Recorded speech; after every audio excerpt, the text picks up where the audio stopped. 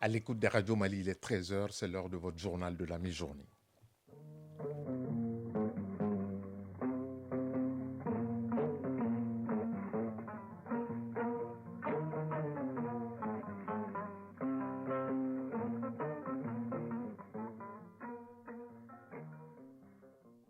Le journal Ousmane Daou.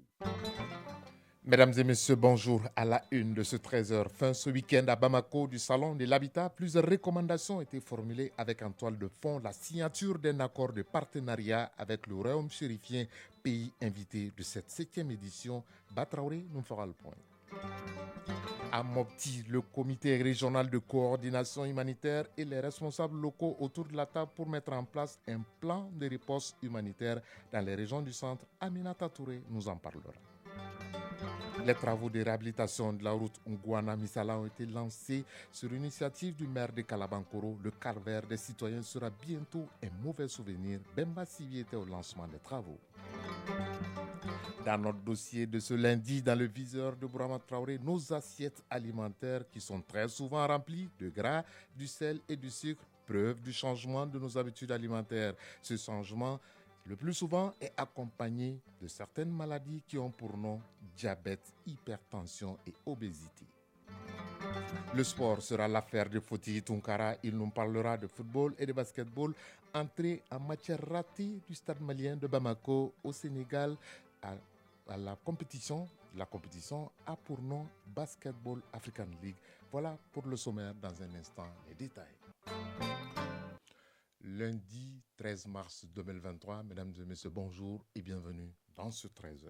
Fin de la 7e édition du Salon de l'Habitat de Bamako ce week-end. La signature d'un accord de coopération entre l'Association des professionnels de l'immobilier du Mali, APIM, la Fédération des promoteurs immobiliers de l'Afrique de l'Ouest et le Maroc est l'un des faits marquants de cette rencontre de 3 jours. Plusieurs recommandations, dont la relecture des textes relatifs à l'habitat, ont été formulées. Plus de détails, c'est avec Batraouri. La 7e édition du Salon de l'Habitat de Bamako aura comblé toutes les attentes à en juger par les résultats. Elle se concrétise par la signature d'un accord tripartite entre l'APIM, l'Association des professionnels de l'immobilier du Mali, la Fédération des professionnels de l'immobilier de l'Afrique de l'Ouest et le Maroc invité d'honneur. Ce protocole vise à renforcer la coopération entre les parties signataires, la prise en compte de la dimension énergie renouvelable, l'intensification de la coopération avec le Maroc qui détient une grande expérience en la matière, la révision des textes en matière d'urbanisation et l'institutionnalisation du Sahaba sont les recommandations phares. Souri Ibrahim Maïga, président de la PIM. Je crois que ça a été un zéro faute sur toute la ligne. C'est de créer un cadre de concertation entre tous les acteurs du secteur. Mikailou Sidibé, ministre de l'Urbanisme et de l'Habitat du Burkina Faso. Nous avons assisté à des communications sur les thématiques qui concernent la promotion immobilière, et également des expositions sur les différents matériaux qui rentrent dans le domaine de la construction. On tire vraiment des enseignements très positifs de ce salon. Et également, nous avons assisté à des partenariats qui ont été noués entre les promoteurs immobiliers de la sous-région et également ceux du Maroc qui vont participer de la coopération sud-sud dans le domaine. Brahima Kamena, ministre de l'Urbanisme, de l'Habitat, des domaines de l'aménagement du territoire et de la population. Les professionnels de l'immobilier et de l'habitat ont pu échanger sur les problèmes auxquels le secteur est confronté. Ils ont pu aussi échanger leurs bonnes pratiques et leur savoir-faire. Beaucoup de recommandations ont été formulées. Ces recommandations seront soumises à l'appréciation. Dès qu'elles seront approuvées, mon département ne ménagera aucun effort pour en faire un plan d'action. Des trophées sont décernés aux meilleurs stands et les participants ont reçu des attestations de reconnaissance. À présent, en direction Taoudeni, bassin du Selgem dans notre pays, où une mission du Conseil économique, social et culturel vient d'échanger avec la société civile de la localité. Objectif, recueillir les attentes et les besoins de la région. Tous les secteurs du développement ont été passés au pain fin, mais la préoccupation majeure de la société civile et des responsables de la région reste l'opérationnalisation de Taoudeni en tant que région. Moulay Shirfi Aïdara. Les membres du Conseil économique, social et culturel et le cadre de la région ont fait le point de l'année dernière avant de présenter le nouveau besoin. Pour cette année, le secteur du développement sont concernés par ces échanges. Bolé Mouloud Babi, directeur de cabinet du gouverneur de la région de Toudeni. Nous avons fait le point des besoins et des difficultés que la société civile de Taoudeni rencontre et nous avons également pris en compte les perspectives. Issa Sidibé, chef de mission du Conseil économique, social et culturel. Le débat était très sincère. Le problème criard que nous avons beaucoup retenu, c'est l'absence de l'État dans la région de Taoudeni.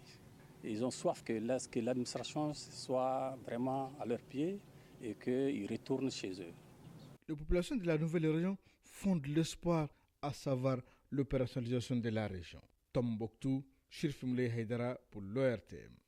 De Taoudeni, direction la Venise malienne, il s'agit de Mopti, où le comité régional de coordination humanitaire et de développement vient de tenir sa première réunion au titre de l'année 2023. Plusieurs points étaient à l'ordre du jour, parmi lesquels la situation humanitaire au premier trimestre 2023, d'où nous appelle Aminata Touré.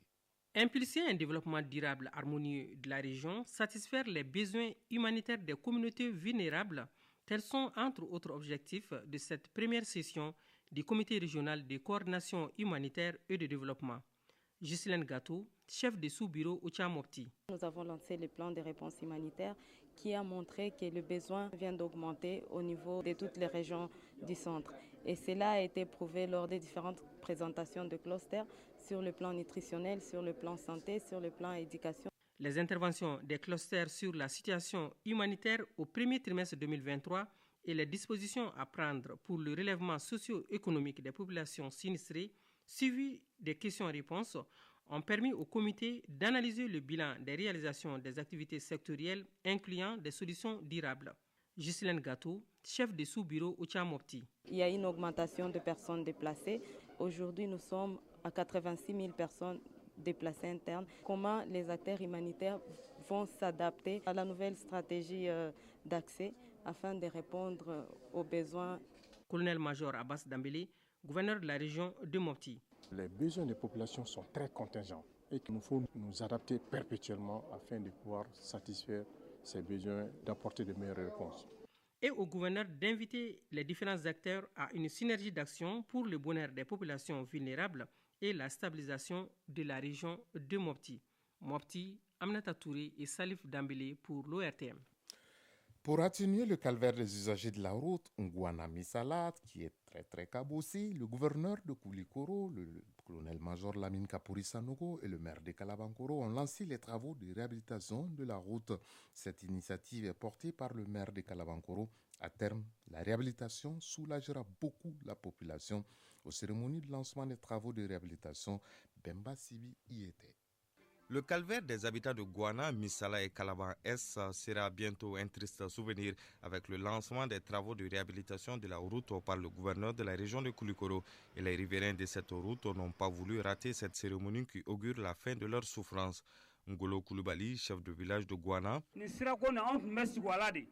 La réhabilitation de cette route est l'un de nos rêves les plus chers qui se réalise ainsi. On ne peut que remercier les responsables de la mairie de Kalabankoro. Le rêve est devenu réalité et la joie des populations est palpable. L'initiative vient de la mairie de Kalabankoro. Amadou Tchekoura Diara, maire de Kalabankoro. Pour soulager la souffrance de la population, nous avons doté notre mairie d'une pelle mécanique, d'un gradeur, d'un compacteur, d'une tractopelle, de 5 camions bennes, tous acquis sur fonds propres de la mairie. Nous avons besoin de l'accompagnement du gouvernement pour nous aider à bitumer ces différentes routes. Colonel-major Lamine Kapouri Sanogo, gouverneur de la région de Koulikoro. L'entretien ou la réhabilitation de ces routes-là, au-delà de l'État, les collectivités doivent s'en occuper. Par rapport au bitumage de la route, je pense qu'on va transmettre à qui des doigts. C'est le vœu le plus cher des populations. Elles espèrent que ce chantier va voir le jour très bientôt pour soulager leurs souffrances. 13h08, actualité hors du Mali. Le président du Niger, Mohamed Bazoum, entame ce lundi une visite de 48 heures au Bénin. Il sera accompagné de plusieurs membres de son gouvernement avec son homologue béninois, Patrice Talon. Les questions de sécurité seront à l'ordre du jour. Un communiqué de la présidence béninoise précise que les deux pays sont liés par un accord de coopération militaire pour lutter contre le terrorisme. En République démocratique du Congo, une délégation de l'ONU a achevé hier sa mission de 3 jours en Goma sur la situation sécuritaire du pays. Les responsables et le rôle propre à chaque partie ont été rappelés. La délégation onusienne a reconnu et condamné l'agression de la République démocratique du Congo par le Rwanda. Le Conseil de sécurité est saisi et va continuer de traiter la question selon un communiqué de l'ONU. Et pour résoudre durablement le problème, les membres du Conseil de sécurité ont insisté sur la priorité à donner au processus politique et à la diplomatie. En Tunisie, la réouverture du nouveau Parlement doit se dérouler aujourd'hui, 2 ans après sa fermeture par le président Kais Saied et sa dissolution en mars 2022. Cette session inaugurale doit élire le président de l'Assemblée tunisienne et établir son règlement intérieur. Les 3 États membres de l'Alliance AUKUS, à savoir les États-Unis, le Royaume-Uni et l'Australie, se réunissent aujourd'hui à San Diego, en Californie, aux États-Unis, pour un sommet qui abordera le dossier des sous-marins nucléaires attendus par l'Australie. Ce partenariat tripartite est destiné à contrer l'influence de la Chine dans la zone Indo-Pacifique. Le sommet sera présidé par le président américain Joe Biden. Retour au Mali pour parler de notre dossier de tous les lundis. Et aujourd'hui, dans notre dossier, l'alimentation est au cœur. Difficile de se passer du gras, du sel ou encore du sucre. Des éléments devenus presque indispensables pour donner un goût à nos différents plats. Preuve du changement de nos habitudes alimentaires qui n'est pourtant pas sans conséquences sur la santé, à l'image des maladies chroniques telles que le diabète, l'hypertension artérielle et l'obésité. Pour être à l'abri de ces pathologies, l'alimentation saine et équilibrée est surtout recommandée. Le grand format de ce lundi, qui est une rediffusion, s'intéresse donc au changement des habitudes alimentaires et il est signé Bourama Traoré. Quand tu prends le thon, il n'y a pas... Avec sa sauce gluante et son goût naturel, le thon est le plat préféré de Mahamadou Dia. Le quinquagénaire en consomme sans modération. Plus qu'une simple préférence alimentaire, le thon a des vertus thérapeutiques pour lui. Moi, personnellement, l'aliment que moi je consomme le plus, c'est le thon. Parce que quand tu prends le thon, il n'y a pas assez de cholestérol, il n'y a pas assez de produits chimiques dedans. Donc, et puis, c'est quelque chose qui se digère très vite. Donc, côté sauce aussi, tout le monde sait que c'est les feuilles de baobab, donc ça n'a pas assez de produits chimiques. Comme Mahamadou Dia, Fanta Touré aussi ne jure que par ce plat traditionnel malien. Outre le thon, les légumes font partie de son alimentation quotidienne. Un choix qui sous-entend la prise en compte d'un seul souci, préserver sa santé. Le thon, le fonio, avec la sauce gombo, parce que c'est bien pour la santé. Les légumes et les fruits. Je peux faire 2 ou 3 jours sans consommer de riz. En revanche, Fanta Touré reste très prudente en matière d'alimentation. Elle se méfie surtout des aliments huilés au goût parfois succulent, mais dont la consommation peut avoir des conséquences lourdes. Les djouka, moi je ne conseille pas puisqu'il y a trop d'huile. Il y a l'arachide et puis l'huile aussi que nous consommons, c'est pas bien. Moi je préfère le beurre de karité à l'huile que nous utilisons. Puisque le beurre de karité, c'est digeste. Quand tu manges, c'est vite là, ça s'en va. Mais l'huile que nous utilisons et puis l'huile de palme, là, tout ça, là, c'est pas bien pour la santé. Qu'ils soient huilés, sucrés ou préfabriqués, les aliments consommés par les Maliens connaissent une évolution. À l'origine, l'avènement d'un nouveau circuit de consommation, comme nous l'explique Dr Fatoumata Konaté, nutritionniste. Depuis l'indépendance, où nous avons assisté à des boulangeries, des pâtisseries, il y a eu un changement d'habitude alimentaire. Qui d'un côté, on peut dire que ça a un effet positif parce que ça a permis quand même d'avoir une certaine variété de notre alimentation qui était plutôt monotone parce que c'était toujours du riz à la sauce, c'était du mil, des couscous. Mais de plus en plus, nous avons aussi eu une certaine variété de notre alimentation. Donc dans les années 80, ce processus a toujours continué. On appelle ça même en nutrition la transition nutritionnelle. Pas seulement au Mali, mais qui fait que l'Afrique a changé un peu d'habitude alimentaire. Le changement des habitudes alimentaires fait apparaître de nouveaux éléments, à savoir les gras, le sucré et le salé, un trio devenu indispensable et qui donne un goût supplémentaire à notre alimentation. Une consommation excessive d'huile, une consommation excessive de sucre, une consommation excessive de sel, parce qu'il y a eu l'avènement des cubes mangés. Donc du coup, l'alimentation qui était surtout juste avec nos produits locaux, se sont petit à petit axés sur un certain nombre de choses. Ce n'est pas fait de façon spontanée, mais c'est lié aussi à d'autres facteurs. Le fait que les gens n'ont plus assez de temps pour préparer, donc on veut juste une cuisine bien faite rapidement et avaler quelque chose. Donc ça a fait que ça a transformé nos habitudes alimentaires. L'industrialisation aurait surtout précipité ce changement des habitudes alimentaires. Pas besoin aujourd'hui de fournir assez d'efforts ou de consacrer assez de temps pour s'offrir le manger. Les plats préfabriqués et préconçus, d'abord au niveau du goût, ça donne un bon goût. Parce que si vous regardez tout ce qui est assaisonnement qu'on ajoute à base de cubes Maggi, ça donne plus de goût. Deuxièmement aussi, ce que nous pouvons dire, c'est en termes de variété. Par exemple, si c'était juste avant les mêmes sauces, le même accompagné du riz ou du thon, mais actuellement, on a accès à d'autres choses, comme des pâtes, comme des farines, de la salade, des poissons grillés, fumés, ce n'était pas. Donc le mode même d'alimentation a changé même les habitudes alimentaires, qui permet à l'organisme aussi de tirer d'autres ressources qui permettent un développement harmonieux. L'autre côté, c'est le côté accessibilité facile. Aujourd'hui, de plus en plus, on cuisine moins. Mais le revers de la médaille reste l'apparition des maladies chroniques liées en grande partie au changement des habitudes alimentaires. Du coup, des plats jugés copieux nous présentent enfin des factures salées. Dr Fatmata Konaté est nutritionniste. De plus en plus, les maladies chroniques comme le diabète, l'hypertension sont liées aux habitudes alimentaires, telles qu'une grande consommation excessive de sel, de sucre. Donc ces comportements font qu'il y a un impact négatif sur la santé. Quand nous regardons les recommandations de l'OMS sur la consommation de l'huile, nous dépensons largement ces recommandations. De même sur la consommation du sel, l'OMS recommande entre 5 à 6 grammes de sel par jour et nous en consommons à peu près à 10 à 20 grammes par jour. L'organisme, quand il utilise une substance, il en prend une partie et il en garde. Donc le fait de stocker, ça a aussi un impact sur le bon fonctionnement de l'organisme. En dehors même des maladies chroniques, il y a l'obésité qui est aussi un facteur de plus en plus important en milieu urbain. La dernière enquête nutritionnelle nous a montré que 40% des femmes en milieu urbain ont un surpoids. Le surpoids reste une des conséquences d'une alimentation non saine et non équilibrée, d'où l'inquiétude qu'on peut exprimer ainsi. Quand manger se résume seulement à la satisfaction d'un besoin naturel, la courbe sera difficile à redresser. Et malgré quelques poids, en plus depuis quelques années également, il sera là dans un instant pour honorer sa page sportive.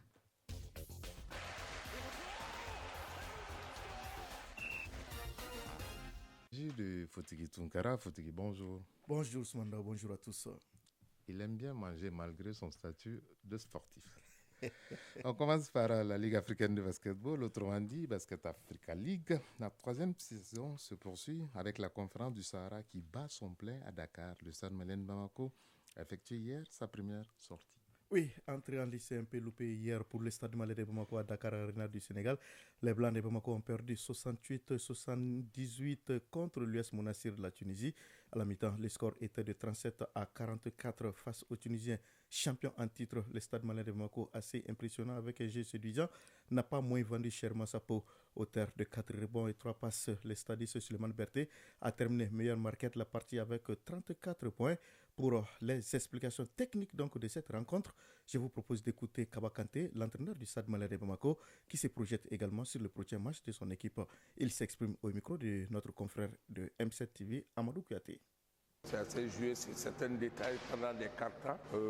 J'avoue que nous, on a bien réagi au premier deuxième carton.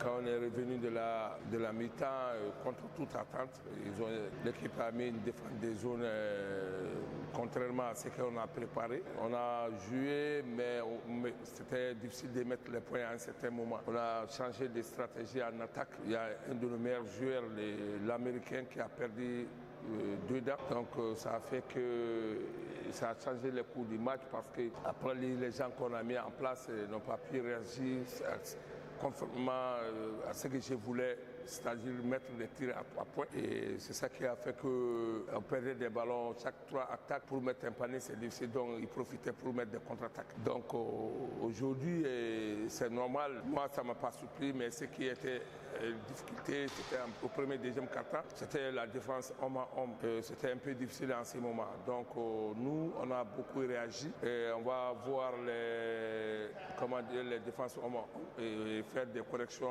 dans les matchs à venir pour être très simple encore parce qu'on n'avait pas encore touché notre défense. On va le faire demain, Inch'Allah. L'Égypte du Nigeria, c'est un très gros match parce que les deux équipes se connaissent. Une équipe qui joue avec beaucoup de rigueur, beaucoup d'agressivité. On va les faire. Ils nous connaissent et comme on les connaît aussi, on va se préparer contre cette équipe du Nigeria, Inch'Allah. Voilà, Ouswanda, une équipe du SAR qui a mieux fait que se défendre face aux champions en titre. Voilà, comme déjà annoncé par Kaba Kanté, le Stade malien de Bamako effectue sa deuxième sortie demain mardi. Ce sera contre Kwara Falcons du Nigeria à partir de 16h. Juste après, à 19h30, Abidjan Basket Club ABC sera face à Energy Groupe du Rwanda, déjà vainqueur hier des Kwara Falcons du Nigeria, 64-48. On va dire bonne chance au Stade malien de Bamako. C'est déjà une grosse performance puisque c'est la deuxième équipe de notre pays à jouer cette compétition après l'AS Police. Absolument. Et plus performant que l'AS Police, il faut le signaler aussi. Coupe du Mali de football, l'AS Real complète le tableau des huitièmes de finale. Oui, un match en retard donc des 16e de finale de la Coupe du Mali hier à Koulikoro.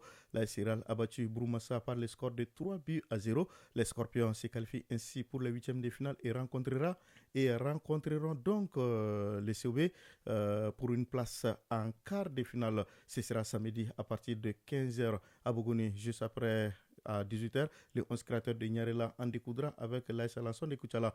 Le reste du programme prévoit toujours samedi Djolba AC US Djene donc à Koulikoro, AS Bakardian Kouaira Ali Hawa à Baraweli, CMB AS Blackstar à Mopti. Mais avant, jeudi déjà, on aura Binga FC US Kita à Koulikoro. Vendredi, Stade Malien Casse de Sévaré à Koulikoro et Iswas Afé à Bougouni. Le coup d'avoir de ces rencontres est prévu pour 15h temps universel. Des noms du terroir et des noms originaux pour ces huitièmes de finale. Absolument. La Coupe du Mali pour certaines équipes. Ce qui fait aussi le charme de cette compétition. Et vous avez dit Sauvé à Israël, ce qui est le choc des anciens vainqueurs. Absolument. On termine par la Ligue des champions d'Europe. Les derniers huitièmes de finale, c'est bien sûr demain avec Manchester City déjà dos au mur. Absolument. Les derniers huitièmes de finale, donc à l'issue desquels on connaîtra tous les qualifiés pour les quarts de finale. Demain, les Anglais de Manchester City accueilleront les Allemands de Leipzig à l'aller. Les deux équipes se sont neutralisées un but partout. Les Portugais de Porto recevront les Italiens de l'Inter Milan. De l'Inter Milan avec un retard d'un but à remonter au match aller. L'Inter avait gagné 1-0. Mercredi, le choc Real Madrid et Liverpool cristallisera toutes les attentions, même si le suspense n'est plus entier, puisqu'à l'aller, les Espagnols sont allés s'imposer 5-2 à Anfield en Angleterre. Autre match presque sans grand enjeu, sauf retournement de situation. Naples-Francfort, les Italiens en déplacement à l'aller l'ont emporté 2-0 en Allemagne. Comme on le dit souvent aussi, qui peut le plus peut le moins. Le Real et Naples, qui ont donc déjà gagné sur terrain adverse, ont la faveur des pronostics. Mais attention, nous sommes en football et c'est souvent imprévisible et dénudé de toute logique. En tout cas, les qualifiés vont rejoindre en quart de finale le Milan AC, votre Milan AC, faut-il le souligner, les Bayern Munich, le Benfica de Lisbonne et Chelsea qui ont donc validé leur ticket la semaine dernière. Merci Fotigi Tunkara d'avoir vendu la mèche pour le Milan AC à 13h passées de 22 minutes à Dramani Région Nkai. C'est tout pour cette édition qui vous a été présentée par Ousmane Dao, mise en onde Bintou Traoré, réalisation Dossier Baba Diara, mise en ligne Sekou Traoré. Gardez vos positions d'écoute dans un instant. Aïssata Tangara sera là pour les avis et communiquer. Si vous êtes à table, bon appétit. Si vous avez fini de manger, bonne digestion. Bonne semaine à toutes et à tous. Chacun de nous ne peut être une étoile, mais tâchons de briller pour éclairer là où nous sommes. Tout le plaisir a été pour nous de vous servir. Au revoir et à très bientôt.